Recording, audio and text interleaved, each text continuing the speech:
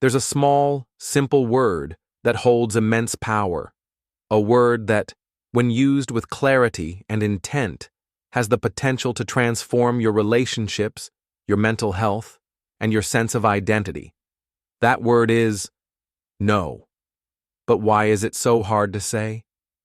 From childhood, we're conditioned to believe that saying no is wrong, that it's rude, selfish, cold. We're taught that good people are agreeable people, that love means saying yes, even when our body and soul scream the opposite. So we smile, nod, and comply, slowly burying our authentic selves under a pile of social obligations. Carl Jung, the father of analytical psychology, warned us that what we repress in the unconscious doesn't disappear, it gains power. He wrote, "Until you make the unconscious conscious, it will direct your life and you will call it fate." Many of us unconsciously live to please, to comply, to be liked, because we fear rejection more than we value truth. Saying no then becomes not just a challenge, but a revolution, a rebellion against the parts of us that have been trained to submit. To Jung, the true path to psychological maturity lies in what he called individuation, the process of becoming who you truly are. This journey requires more than just self-awareness. It demands that we break away from the social mask, the persona, which we wear to gain approval and avoid discomfort. While the persona helps us fit into society, it also distances us from our authentic self. Each time you say yes to please others while betraying your own truth, you're strengthening that mask and weakening your inner core. Saying no isn't just a refusal, it's a declaration. It's you drawing a line and saying, "I exist, I have needs, and I matter." It's an act of reclaiming energy that you've been taught to give away freely. The person who cannot say no eventually becomes exhausted, resentful, and quietly disconnected. They smile, but they're hollow. They give, but their tank is empty. They are seen as kind, but they are drowning. Jung believed that when we neglect our boundaries, we feed the shadow, the dark, repressed side of our personality that contains all we deny, suppress, or disown. This shadow doesn't go away by ignoring it. It shows up in passive-aggressive behavior, in burnout, in sudden emotional outbursts.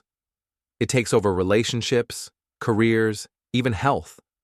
And often, it all begins with the inability to simply say no. Why do we keep saying yes when we want to say no? Because we fear being disliked. We fear losing love. We fear not being enough without our usefulness. But Jung reminds us, you are not what has happened to you. You are what you choose to become. And choosing to say no is the first step toward becoming someone who lives in truth, not fear. When you start saying no, certain people will walk away. Let them. The ones who stay, those are the people who value you, not your compliance.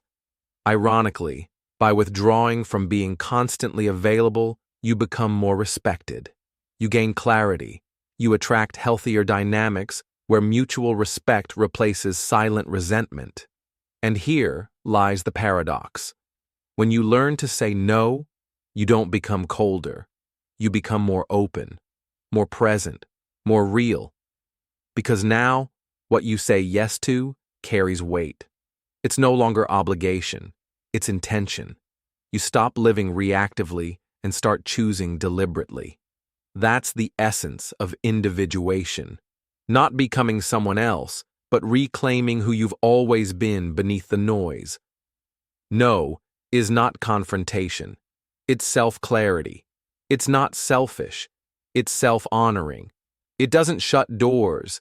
It opens the right ones. When spoken with consciousness, it becomes a compass pointing you back to yourself. Start small. Pause before you say yes. Ask yourself, am I saying this from truth or from fear? If it's fear, breathe. Then say no, kindly, firmly, without apology. Not everyone will like it. That's okay. You're not here to be liked, you're here to be real. Jung wrote, "There is no coming to consciousness without pain." Saying no may feel uncomfortable at first, but every act of honesty, every boundary you honor, builds a stronger foundation within you. You stop living as a reflection in someone else's mirror. You become the mirror. In a world obsessed with more, faster, yes to everything, the quietest power move is this: saying no when your soul says no. It's a return to integrity, a return to center. Say no to what drains you. Say no to what doesn't align. Say no to the roles you've outgrown. And in doing so, you'll finally say yes to peace, to clarity, to yourself. Because sometimes the most powerful act of love is the one you give to yourself.